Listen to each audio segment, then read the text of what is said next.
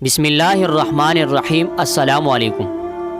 اسلام پر تنقید کرنے والے تو ایک جانب خود مسلمان بھی ان باتوں سے غافل ہے کہ اسلام دین فطرت ہے، تو اس میں بیان کردہ ہر حکمت کا اپنا سائنسی وجود بھی ایک حقیقت رکھتا ہے، لیکن انسان اپنے محدود علم سے اس کو پہچان نہیں پاتا۔ اسلام اور سائنس کو متصادم قرار دینے والوں نے تو یہ یقین کر رکھا ہے کہ اسلام جن حقیقتوں کی جانب اشارہ کرتا اور انہیں کھول کر بیان کرتا ہے، یہ نعوذ باللہ فرضی ہے، حالانکہ یہ لوگ فرض المرض میں گرفتار ہے۔ ان کی کوتاہ بینی اور تنگ دلی انہیں اسلام کو سمجھنے نہیں دیتی، جیسا کہ قرآن میں بیٹوں اور بیٹیوں کی پیدائش کے بارے میں اللہ کا فرمان ہے کہ وہ جسے چاہے بیٹا دے، جسے چاہے بیٹیاں۔ اس پر میڈیکل سائنس پر ایمان رکھنے والے کہتے ہیں کہ میڈیکل سائنس نے تو اس پر زیادہ تفصیل بیان کر رکھی ہے کہ بچوں کی جنس پر ایکس اور وائی کروموسوم کیا اہمیت رکھتے ہیں، اور اس پر کسی کی قدرت نہیں ہے، حالانکہ یہی نظریہ 1400 سال پہلے رسول کریم صلی اللہ علیہ وسلم نے کھول کر بیان کر دیا تھا۔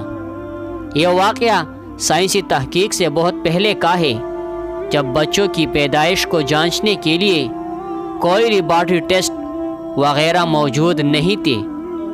یہ علم اللہ نے اپنے نبی صلی اللہ علیہ وسلم کو عطا کیا تھا کہ آپ صلی اللہ علیہ وسلم یہودیوں کے اس گروہ کے سوال پر یہ حقیقت بیان فرمائے کہ لڑکی اور لڑکے کی پیدائش میں عورت کے بیضے اور مرد کے جرثومے میں کیا کردار ادا کرتے ہیں۔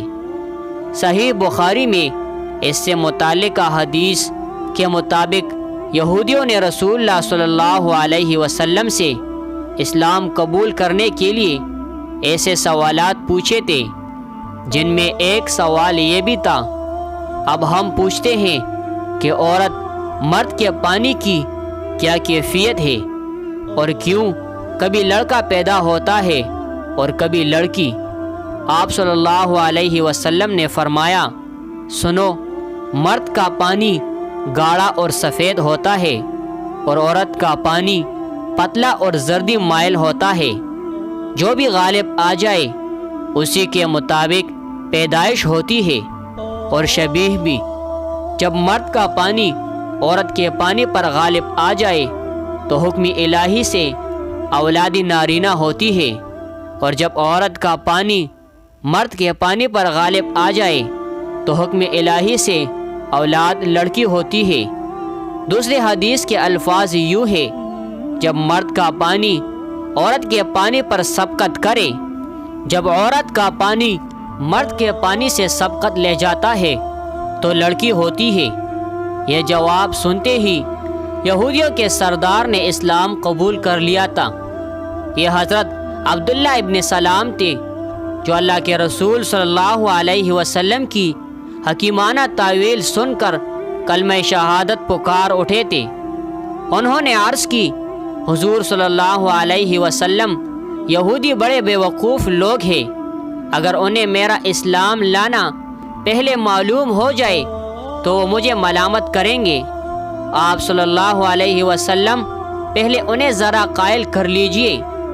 اس کے بعد آپ صلی اللہ علیہ وسلم کے پاس جب یہود آئے تو آپ صلی اللہ علیہ وسلم نے ان سے پوچھا، عبداللہ ابن سلام تم میں کیسے شخص ہے؟ انہوں نے کہا، بڑے بزرگ اور دانشور آدمی ہے، بزرگوں کی اولاد میں سے ہے، وہ تو ہمارے سردار ہے اور سرداروں کی اولاد میں سے ہے۔ آپ صلی اللہ علیہ وسلم نے فرمایا، اچھا، اگر وہ مسلمان ہو جائے پھر تو تمہیں اسلام قبول کرنے میں کوئی تأمل تو نہیں ہوگا۔ کہنے لگے، اعوذ باللہ اعوذ باللہ، وہ مسلمان ہی کیوں ہونے لگی؟ حضرت عبداللہ ابن سلام جو اب تک چھپے ہوئے تھے باہر آ گئے اور زور سے کلمہ پڑھا تو تمام کے تمام یہودی شور مچانے لگے کہ یہ خود بھی برا ہے اور اس کے باپ دادا بھی برے تھے، یہ بڑا نچلے درجے کا آدمی ہے، خاندانی کمینہ ہے۔ حضرت عبداللہ رضی اللہ تعالیٰ عنہ نے فرمایا، حضور صلی اللہ علیہ وسلم اسی چیز کا مجھے ڈر تھا، یہ لوگ جھٹلانے والے ہیں۔